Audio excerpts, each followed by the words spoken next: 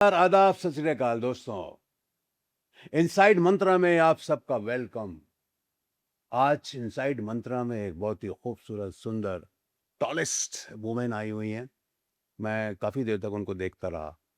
उसके बाद पता चला कि इनके साथ ही मुझे अभी पॉडकास्ट भी करना है। Thank you very much. बहुत बहुत वेलकम, बहुत बहुत स्वागत आपका Thank you इतिश्री so ji. much, sir. इतिश्री रथ। इतिश्री जी, आपकी journey as a teacher to entrepreneur, model and director of NIEM Hyderabad has been inspiring. What was the biggest turning point of your life? Sir पहले तो शुरू करने से पहले मैं जय जगन्नाथ करके शुरू करना चाहती जी हूँ। जी, जरूर जरूर। ये मैं आपको बताना भूल गया कि जगन्नाथ से मतलब ये कि जगन्नाथपुरी जी सर। तो जगन्नाथपुरी। अभी वहाँ पे कार फेस्टिवल चल रहा है, रथ यात्रा। द फेमस हाँ, फेस्टिवल जो है, बिगेस्ट फेस्टिवल तो ऑफ इतिश्री जी यूनिवर्स। जो है ये जगन्नाथपुरी मतलब ये आप समझ रहे हैं ना कि उड़ीसा उड़ीसा जगन्नाथपुरी की रहने वाली हैं। और क्या बात है, उड़ीसा बहुत प्यारी जगह है। मैं अभी जाके आया पुरी और बरगढ़ और पता नहीं और क्या नाम था उसका। तो प्लीज बताइए। और फिर शुरू करने से पहले ये बोलना चाहूँगी कि आपके सामने आज यहाँ बैठ के अपने बारे में जो शेयर करना, वो अपने आप में सबसे बड़ी बात है। हम हमेशा आप लोगों को देखते हैं बड़े स्क्रीन में, मैं आपको देख रही हूँ और आज लाइव आपके सामने बैठी हूँ और अपने बारे में कुछ शेयर करूँगी, वो अपने आप में ही सबसे बड़ी बात एक है। बात मैं आपको बता दूं, आज आपको सिर्फ लोग जो है दर्शक आपको ही देखेंगे। आप इतनी अच्छी लग रही थैंक यू हैं। सर। चलिए। तो एक्चुअली जो टीचिंग प्रोफेशन, मैंने अपना करियर स्टार्ट किया टीचिंग प्रोफेशन में। जो जी। टीचिंग जो है, मुझे नॉलेज वहाँ से मिला, डिसिप्लिन मिला, लेकिन हमेशा हमें मुझे लगता था कि मैं कुछ अपने कंफर्ट जोन से निकल के कुछ अलग अपना करूँ। तो that was my biggest turning point कि कुछ अपना ऐसा करूँ, कुछ रिकॉग्निशन बनाओ, कुछ अलग हटके करूँ। तो लाइक तो वो कुछ अलग था अंदर की, कुछ अलग सा करना है, तो कुछ क्रिएटिव, समथिंग इनोवेटिव। तो that was my biggest turning point कि अपने कंफर्ट जोन से निकल के जो 9 to 5 वाला टीचिंग प्रोफेशन जो था, टीचरशिप का जॉब था, तो वहाँ से निकल के मुझे वो एक सेम पैटर्न में मोनोटोनस लाइफ चल रही हम्म। थी। तो मुझे लगा कि कुछ अलग अपना करूँ। Then I started to be a model और फिर देन एंटरप्रेन्योर, फिर जर्नी वहीं से शुरू हुई। ये पहले आप टीचर रहीं, जी सर। हैं एंटरप्रेनर, फिर मॉडल भी जी हुई। सर। तो अभी इस वक्त कहाँ ज्यादा फोकस है आपका? साइमल्टेनियसली सर फोकस तो दोनों पे ही है। इवेंट्स में है जो बीइंग एन एंटरप्रेन्योर, और मॉडलिंग जो मेरा पैशन है। मैंने काफ़ी सारे शोज़ कर चुकी हूँ मैं, and in 2024 I crown Mrs India 2024।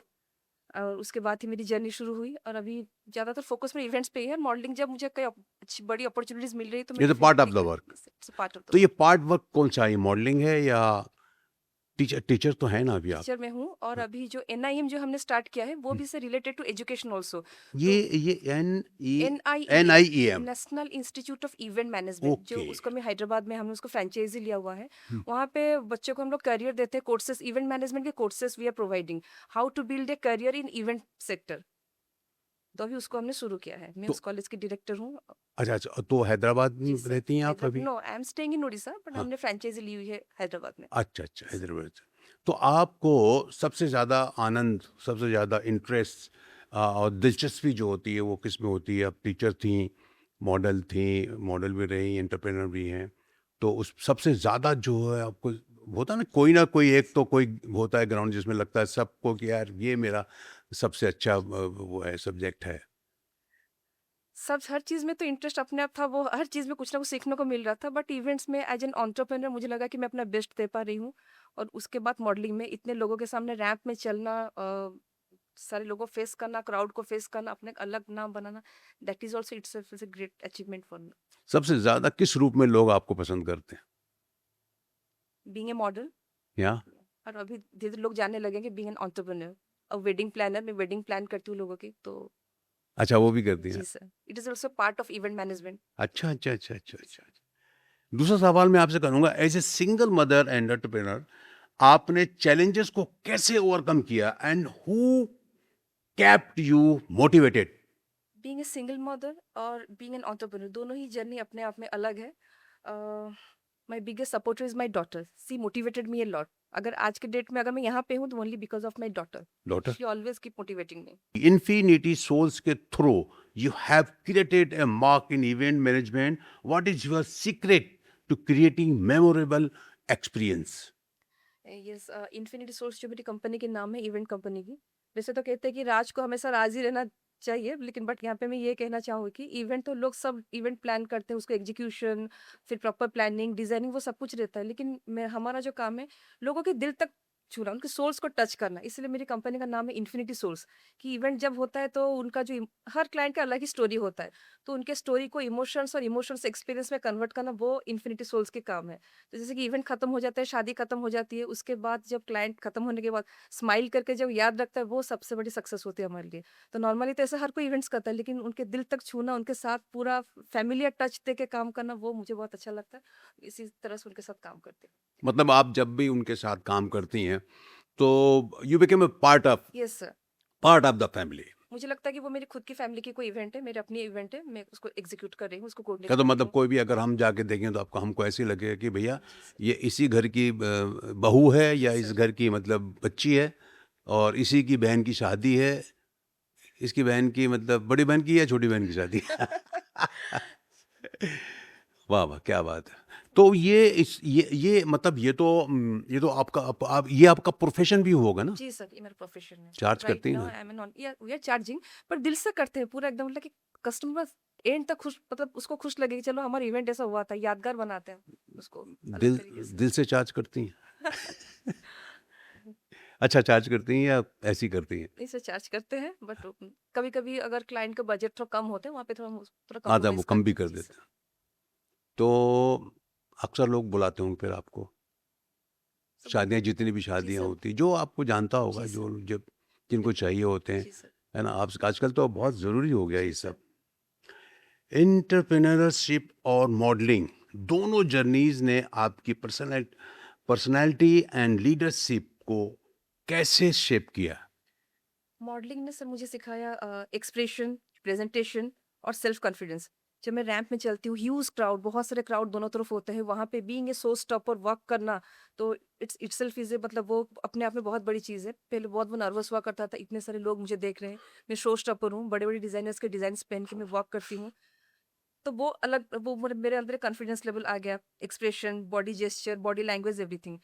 Then entrepreneur मुझे लीडरशिप क्वालिटी, सेल्फ कॉन्फिडेंस और डिसिप्लिन और डिसीजन मेकर, अपने जो खुद का जो इवेंट्स है, मैं खुद जो उसको लीड करती हूँ, क्या क्या डिसीजंस मुझे लेने हैं, कैसे उसको एग्जीक्यूट करना है, वो मेरे अंदर वो चीज़ डेवलप हुआ, वो बिल्डअप हुआ। ये जो आउटफिट जो होता है, ये कौन सेलेक्ट करता है आपका? कोई कोई डिज़ाइनर होगा? हाँ, डिजाइनर सिलेक्ट करता है as per my physical structure, designer select करते हैं मुझ पे कौन सा आउटफिट जाएगा, एथनिक हुआ या वेस्टर्न हुआ, एनीथिंग। मैंने अर्चना कोचर जी का डिजाइन पहन के काफ़ी सारे डिजाइन पे रैप में मैं वर्क कर चुकी हूँ। काफ़ी सारे सेलिब्रिटीज लोगों के साथ में मैं शो स्टॉपर, शोज ओपनर बन के मैं वर्क कर चुकी हूँ। Pune Times, daily Times, Dubai fashion week. According to you, who is the top model of India? मेरे पर्सनली अगर मुझे पूछेंगे तो मिलिंद सोमन, आई एम। मिलिंद सोमन। तो मेल में हो गया, और फीमेल में? फिल्म में तो आज के डेट में बहुत सारे मॉडल्स हैं। एलियाना। क्योंकि मुझे जी ज़्यादा सर। नॉलेज नहीं, जी इसलिए मैं सर। पूछ रहा हूँ। मिलिंद सोमन को मैं जानता जी हूँ, सर। उनको मैं जानता हूँ। फीमेल में पता नहीं कौन है। One model is there, she is, I know her very well. Eliana Sindhe एक है, बहुत टॉप मॉडल है, काफ़ी जगह वो काम कर चुकी है, मैं उसके साथ भी, मतलब मैं सीखी हूँ उससे। लैक्मे फैशन वीक में मैं लास्ट ईयर वर्क की थी, तो she was a show stopper there, Eliana Sindhe करके। एंड बहुत सारे मॉडल्स हैं। एक अच्छे मॉडल्स के लिए हाइट हाइट कितना काउंट करती है? Definitely sir, height matters a lot. Height matters a lot. Matters. Height, good personality, good behaviour, कोई भी चीज़ हो ना, एक अपने आप में वो तो सेकंड फैक्टर, लेकिन first you have to be a good human being. अगर आप अच्छे इंसान नहीं हो तो कुछ भी नहीं कर सकते, not a model, not an entrepreneur, nothing. इससे पहले गुड ह्यूमन बीइंग होना चाहिए, अच्छा इंसान होना चाहिए। आप अच्छे इंसान हैं। ये सर, आई बिलीव। नहीं, आपका बिलीव तो होना चाहिए। तो जब आप आपकी डॉटर है, जी सर। राइट? और आपके हस्बैंड भी हैं, वो क्या करते हैं? ना I am separated, so he is doing business, he is oh into sorry business. Sorry, I am very sorry. It's okay sir. तो बट आपके आपके पेरेंट्स जी होंगे, सर। आप उनके साथ ही रहती जी हैं, सर। तो उनको आपका कौन सा रूप सबसे अच्छा पसंद ज़्यादा आता है? मतलब टीचर, एंटरप्रेनर या फिर ये मॉडल? मेरे जो सेल्फ डिपेंडेंट होना एज एन एंटरप्रेन्योर, तो मैं खुद के अपने हिसाब से सब कुछ अपना करती हूँ। I am not dependent on anyone. वो बॉस, किसी के अंडर काम करना, वो सब चीज़ नहीं है। मैं I am the boss of my own. तो वो चीज़ मेरे पेरेंट्स मुझे देख के बहुत प्राउड फील करते हैं। But you are happy? Yes, I am happy. The place where I am today, I am happy. मुझे कोई रिग्रेट नहीं है। आप इसका ट्रेनिंग भी देती हैं? ये सर उड़ीसा में एक इंस्टीट्यूट है जहाँ पे मैं ग्रूमिंग करवाती हूँ, जैसे हाउ टू वॉक, वो जो होता है कोरियोग्राफी स्टेज में कैसे मॉडल्स कैसे वॉक करते हैं, वो भी मैं भी साइमल्टेनियसली कर रही हूँ। वो भी क्योंकि वो भी हमारे मतलब इवेंट्स में एक पार्ट है, कहीं फैशन शोज होता है तो वो सब मैं एग्जीक्यूट करती हूँ, तो दैट इज ऑल्सो पार्ट, तो एवरीथिंग इज साइमल्टेनियसली रिलेटेड, को रिलेटेड। तो प्रॉपर प्लेस होगा ना जी उसका सर, आपके प्लेस पास वहाँ पे एक होगा? एकेडमी है जहाँ पे हम ब्यूटी पेजेंट्स के लिए मॉडल्स लोग को भेजते हैं out of Orissa, out of India. तो मैं ग्रूमिंग भी करवाती हूँ, how to walk, posture, gesture, कैसे लोगों के सामने खड़े रहना, एवरीथिंग, एवरीथिंग मैटर्स।